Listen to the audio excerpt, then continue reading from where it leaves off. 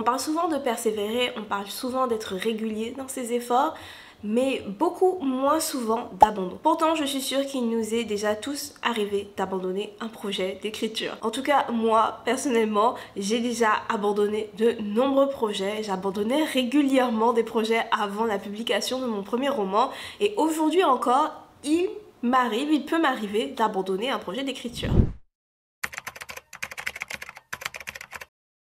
Bonjour à tous, j'espère que vous allez bien. Dans cette vidéo, comme vous vous en doutez certainement, aujourd'hui nous allons parler d'abandon, du fait d'abandonner un roman, d'abandonner un projet d'écriture avant de l'avoir terminé. Pour celles et ceux qui arriveraient sur cette chaîne YouTube pour la première fois, je me présente, mon nom est Mélodie Joseph et je suis autrice de fantasy. Je suis l'autrice d'une série de fantasy qui s'appelle La Semeuse de Vent. Si vous voulez plus d'infos, il y a tous les liens dans la description sous cette vidéo. Il faut savoir que pendant des années, j'ai abandonné quasi systématiquement tous les projets d'écriture, tous les romans que je commençais. Pendant super longtemps, j'ai été cette personne qui sautait constamment d'une idée à une autre. À chaque fois que j'avais une nouvelle idée, j'abandonnais le projet sur lequel j'étais en train de travailler pour aller travailler sur cette nouvelle idée. Apprendre à ne pas abandonner mes projets a donc été une leçon super importante pour moi puisque c'est cette leçon qui m'a aussi appris à terminer mes histoires. Mais en contrepartie, apprendre à ne pas abandonner mes projets pour apprendre à les terminer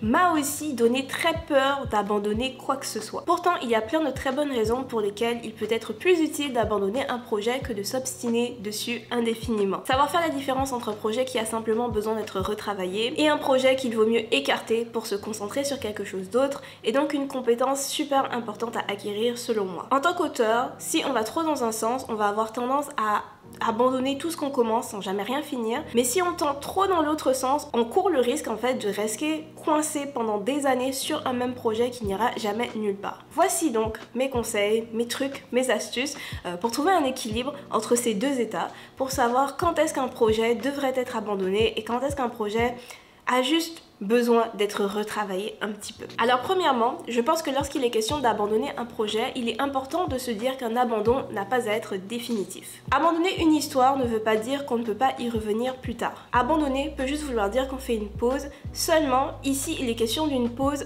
sans pression, sans obligation de devoir un jour retourner sur le projet qu'on décide d'abandonner. C'est d'ailleurs pour cette raison que je pense qu'un abandon peut être quelque chose de très sain pour un auteur. Quand on se dit je fais une pause, on ressent quand même un petit peu la pression de devoir retourner un jour sur ce projet. Alors que quand on dit j'abandonne, on se décharge de toute pression. On peut revenir ou pas, mais il y a moins l'obligation de devoir revenir. Donc mon premier conseil, essayez de ne pas voir l'abandon comme l'admission d'un échec. Abandonner n'est pas synonyme d'échec. Abandonner, c'est juste une étape dans le processus créatif. Ça peut être l'étape finale, comme ça peut être une étape qui va mener à une autre étape, qui mènera ensuite à une autre étape.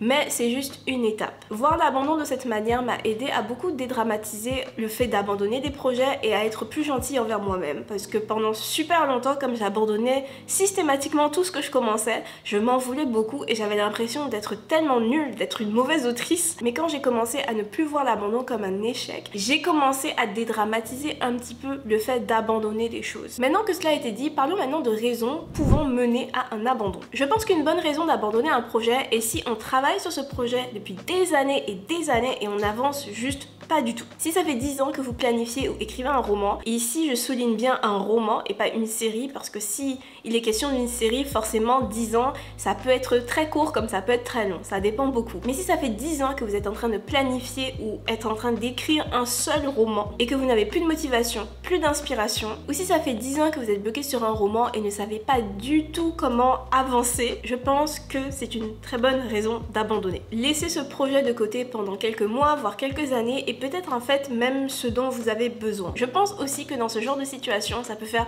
beaucoup de bien de travailler sur quelque chose de différent. Moi, souvent, quand je bloque sur quelque chose, parfois d'aller travailler sur une autre histoire, ça permet à mes muscles créatifs de se détendre et puis subitement la solution au problème auquel je faisais face dans l'autre histoire me vient comme ça. Je pense aussi que ça va ôter un poids sur vos épaules, parce que si on est bloqué sur la même histoire pendant 20 ans, je pense que ça représente parfois un poids. Et donc on se retrouve coincé dans un cercle vicieux, on n'a pas envie d'abandonner, mais en même temps, ce poids nous empêche de trouver la solution à notre problème. Une deuxième bonne raison d'abandonner un projet selon moi est si le sujet ou le message de votre roman ne vous parle plus du tout. Il est possible que vous ayez commencé à travailler sur une histoire ou sur un projet lorsque vous étiez plus jeune, lorsque vous étiez adolescent ou enfant, et que depuis vos goûts littéraires aient beaucoup changé. Votre vision de votre histoire, votre style d'écriture, vos affinités littéraires ont peut-être beaucoup changé et beaucoup évolué depuis que vous avez eu l'idée initiale pour votre projet. Peut-être par exemple que lorsque vous avez commencé à écrire, vous étiez super fan de dystopie. Je sais pas moi, de dystopie jeune adulte. Et pendant cette période de votre vie, vous vous êtes donc dit, je veux écrire de la dystopie young adulte, et vous avez commencé à travailler sur une histoire de dystopie jeune adulte, disons. Mais aujourd'hui, vous avez 26 ans, vous ne lisez plus du tout de dystopie jeune adulte. Maintenant, ce qui vous intéresse plus en littérature, c'est les romans historiques de l'époque victorienne, disons. C'est juste un exemple. Dans ce cas-là, c'est possible et vraiment compréhensible que vous ayez plus vraiment le goût de travailler sur cet ancien projet. Je sais que beaucoup d'entre nous, on va vouloir s'accrocher à ce vieux projet parce qu'on y est attaché, parce qu'on a travaillé dessus pendant très longtemps, parce que ce projet nous lie à notre jeunesse, à notre adolescence, à des moments heureux de notre vie.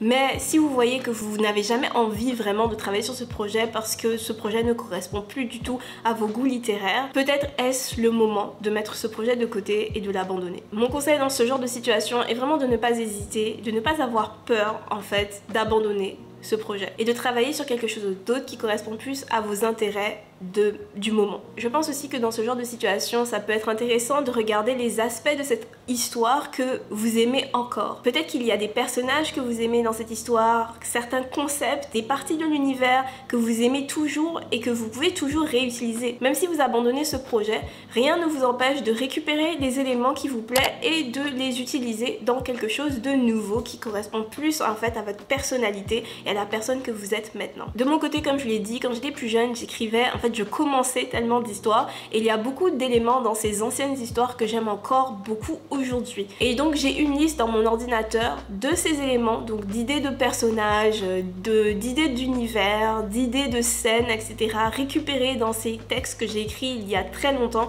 et que j'ai fini par abandonner.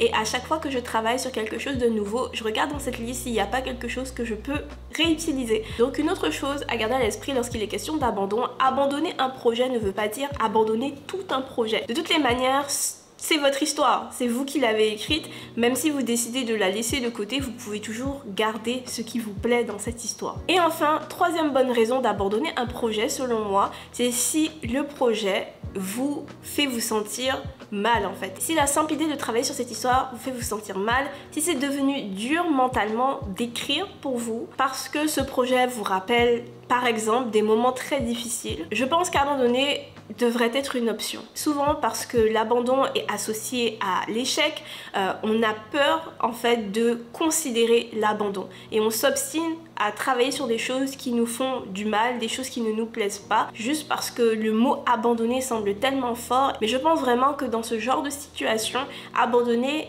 devrait être une option viable. Vous dire que abandonner c'est inenvisageable, que c'est synonyme d'échec, je pense que ça peut vraiment vous entraîner dans une spirale encore plus toxique. En plus, comme je l'ai dit plus tôt, un abandon n'a pas à être définitif. Vous aurez toujours la possibilité de revenir sur votre histoire plus tard. Oui, c'est sûr qu'il y a des moments difficiles quand on écrit une histoire, c'est pas facile d'écrire une histoire, c'est sûr et certain, mais ça devrait pas vous faire vous sentir hyper mal, ça devrait pas vous faire souffrir. Votre bien-être devrait normalement passer avant l'écriture de vos projets. Votre projet de toutes les manières ne disparaîtra pas dans la nuit, ne partira pas en courant, il ne va pas expirer du jour au lendemain, et abandonner un projet ne fait pas de nous de mauvais auteurs comme je vous disais que je le croyais, pas du tout. On va pas subitement oublier comment écrire juste parce qu'on fait une pause et on n'écrit pas pendant quelques mois, ce n'est pas comme ça que ça fonctionne. Donc si vous avez besoin d'abandonner un projet pour prendre soin de vous, dites-vous que si un jour vous avez envie de retourner à ce projet, quand vous vous sentirez mieux, ce sera possible. Vous aurez le temps d'y revenir si vous le souhaitez, une fois que vous irez mieux mentalement, ou si vous ne le souhaitez pas, vous pouvez aussi très bien ne jamais retourner sur ce projet. L'abandon vous donne ce choix-là.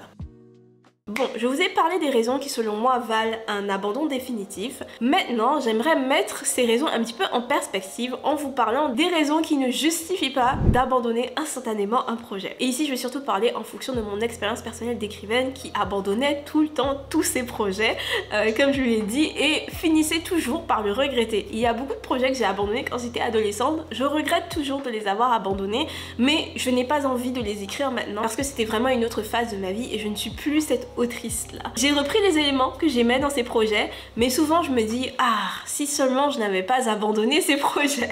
Alors maintenant on va parler de ces raisons qui selon moi ne justifient pas un abandon instantané. Peut-être un abandon en jour, mais pas instantané. Je pense qu'une nouvelle idée pour une nouvelle histoire ne justifie pas un abandon. Ça, c'est un piège dans lequel je tombais tout le temps, donc c'est un piège que je connais très bien, l'attrait pour la nouveauté. Dès que j'avais une nouvelle idée, je la trouvais toujours tellement plus intéressante que le projet sur lequel j'étais en train de travailler. Résultat, j'abandonnais toujours mes projets en cours pour me concentrer sur cette nouvelle idée que je finissais aussi par abandonner une fois que j'avais une nouvelle idée. Bref, c'était le cercle vicieux duquel j'étais prisonnière. Il m'a fallu des années pour apprendre comment ne pas tomber systématiquement dedans. Et aujourd'hui, je vais vous partager comment je fais pour lutter contre l'attrait de la nouveauté. Parce qu'il ne faut pas croire que c'est un sentiment qui a disparu. Il m'arrive encore régulièrement d'être attirée par une nouvelle idée et de vouloir me concentrer sur cette nouvelle idée plutôt que de terminer ce sur quoi je suis en train de travailler. Ça m'arrive encore régulièrement, mais j'ai appris comment lutter contre ce sentiment et comment ne pas me laisser emporter par l'attrait de la nouveauté. La chose qui fonctionne le mieux pour moi, c'est de n'écrire qu'un projet à la fois. Je dis très souvent sur cette chaîne YouTube que je ne suis pas capable d'écrire 2 projets en même temps et c'est principalement pour ça. C'est parce que je suis très fragile quand il est question de l'attrait de la nouveauté. En me forçant à écrire seulement un projet à la fois, j'ignore comme ça les nouvelles idées qui viennent tourner autour de ma tête. Je peux corriger une autre histoire pendant que j'écris une histoire. Je peux planifier plusieurs histoires pendant que j'écris une histoire, mais je ne peux écrire qu'une seule histoire à la fois. Une autre chose qui fonctionne bien pour moi aussi, lorsque j'ai une nouvelle idée, je la prends en note et je la laisse mariner. J'ai appris à laisser mes idées mariner en fait, fermenter un petit peu dans un placard avant de commencer à les écrire. J'ai réalisé avec le temps que souvent lorsque j'ai une idée, même si elle me semble géniale sur le coup et super intéressante, cette idée a besoin de mûrir un petit peu pour donner quelque chose d'intéressant. Après, ça c'est ma manière personnelle de faire. Je ne sais pas si mes astuces vont fonctionner pour d'autres personnes parce que je sais qu'il y a plein d'auteurs qui arrivent facilement à écrire plusieurs projets en même temps. Ma manière de faire ne va pas forcément fonctionner pour vous. Mais si comme moi, vous avez du mal à lutter contre l'attrait de la nouveauté, je vous conseille vraiment de laisser vos idées mûrir et de vous donner un petit peu de temps avant de vous mettre à travailler dessus. Donnez-vous le temps de triturer ces nouvelles idées, de les laisser mûrir, de les laisser porter des fruits auxquels vous ne vous attendez peut-être pas sur le coup. Moi, quand je laisse mes idées reposer un petit peu, je trouve toujours que ça leur permet de gagner en qualité. Une autre raison qui pourrait vous pousser à abandonner un projet est bien sûr si vous bloquez sur l'intrigue. Si vous êtes en train de faire face à un gros blocage. On a tous eu ces moments, blocage au niveau de l'intrigue, blocage au niveau des personnages, blocage au niveau du world building. Je rentre aussi dans cette catégorie, le syndrome de la page blanche, donc on n'aime rien de ce qu'on écrit, on n'est pas du tout inspiré. Je pense qu'on a déjà tous rencontré ces moments-là. Pour moi, le syndrome de la page blanche est assez rare, même s'il m'arrive vers la fin d'un projet, surtout lorsque je travaille dessus depuis très longtemps, d'être vidé créativement et de ne plus trop savoir comment former des phrases en français. Ça m'est arrivé à la fin de l'écriture du tome 4 de La Semeuse de Vent. Vers la fin et les derniers chapitres, j'avais l'impression de ne plus savoir m'exprimer. Ça, c'est ma version du syndrome de la page blanche parce que la version je déteste tout ce que j'écris où je n'arrive à rien écrire, j'ai de la chance, je n'ai pas encore rencontré en fait cette version là, donc je touche du bois, je prie pour que ça ne m'arrive pas. Mais maintenant, concernant le blocage de manière plus générale, personnellement ma manière de faire c'est que je me donne 2 ans maximum. Si je bloque sur un élément d'une histoire pendant plus de 2 ans, je me donne l'autorisation d'abandonner cette histoire. Mais pendant ces 2 ans, je n'ai pas le droit d'abandonner, je dois trouver une solution. Je me donne l'autorisation bien sûr de prendre des pauses, donc si je bloque sur un élément pendant plusieurs semaines et que ça me donne la migraine, je me donne l'autorisation de faire une pause, d'aller faire quelque chose d'autre, de ne pas écrire pendant un petit moment pour laisser mon cerveau s'aérer un petit peu. Mais ce n'est qu'une pause. Je dois essayer de trouver une solution. Si au bout de 2 ans, je n'ai toujours pas de solution et l'histoire me gonfle, je me donne l'autorisation d'abandonner l'histoire. C'est la philosophie qui fonctionne le mieux pour moi pour l'instant. Après, je ne sais pas si c'est une manière de faire qui pourrait fonctionner pour tout le monde. Moi, cette manière de travailler m'aide à faire la différence entre un projet qui est sans avenir et qu'il vaut mieux mettre de côté et un projet qui me demande simplement un petit peu plus de travail et de persévérance. J'ai réalisé que 2 ans pour moi, c'est à peu près le temps dont j'ai besoin pour décider si je veux toujours travailler sur un projet qui m'énerve ou pas. Moins de 2 ans et j'aurais tendance à abandonner des projets que j'aime encore, juste parce que sur le coup ils m'énervent beaucoup. Plus de 2 ans, j'ai réalisé que c'est une perte de temps. Je vais avoir tendance à me forcer à travailler sur des projets qui vont juste me vider créativement, émotionnellement, mentalement et qui ne vont mener nulle part. Je n'abandonne bien sûr pas mes projets bloqués au bout de 2 ans s'ils me plaisent encore. Si j'ai toujours envie de travailler sur ces projets, je vais plutôt chercher une manière de les faire fonctionner. Peut-être que tout le projet est à revoir. Peut-être qu'il y a que quelques éléments dans ce projet que j'aime et à ce moment-là, je vais les récupérer et les utiliser dans d'autres histoires. Donc si j'aime toujours le projet au bout de 2 ans, je ne l'abandonne pas instantanément. Mais si au bout de 2 ans, je déteste le projet, c'est sûr qu'il va aller à la corbeille. Je vous conseille de réfléchir à votre limite personnelle. Est-ce que pour vous c'est 1 an, 2 ans, 6 mois? À vous de voir si vous avez peur de jeter l'éponge trop vite. Aussi, autre chose concernant les blocages, la page blanche, parfois lorsqu'on se retrouve dans ce genre de situation, la meilleure chose à faire est de faire une pause, donc de mettre le projet de côté, d'aller s'aérer l'esprit, de peut-être travailler sur quelque chose de différent, mais souvent, en tout cas pour moi, je me suis rendu compte que souvent la solution est de juste continuer à écrire. Écrire malgré le blocage, même si je n'aime pas ce que j'écris, même si je sais pas exactement où je m'en vais, j'ai réalisé que souvent c'est la solution et que en écrivant, je réussis à débloquer le problème de l'histoire. Le simple fait d'écrire m'aide souvent à trouver des solutions à mes problèmes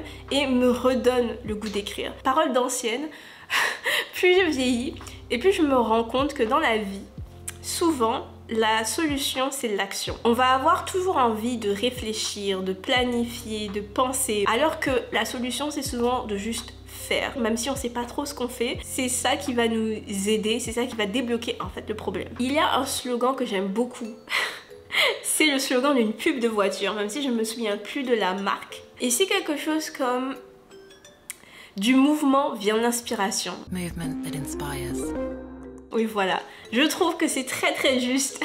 Et enfin, troisième raison qui pourrait pousser un auteur à abandonner un projet, le manque de temps. Je ne pense pas que c'est une mauvaise raison d'abandonner un projet. Mais je pense que lorsqu'on a envie d'abandonner un projet par manque de temps, il est important de se poser une question. Et cette question, c'est: est-ce que je regretterais d'avoir abandonné ce projet pour cette raison dans 10 ans? La réponse à cette question dépend de chaque personne et ça dépend aussi des priorités de chacun et de chacune. Peut-être que là, maintenant, l'écriture ne peut tout simplement pas être votre priorité. Dans ce cas-là, c'est tout à fait correct d'abandonner un projet par manque de temps. Mais si au contraire, vous pourriez très bien faire de l'écriture une priorité, le manque de temps pourrait être une excuse.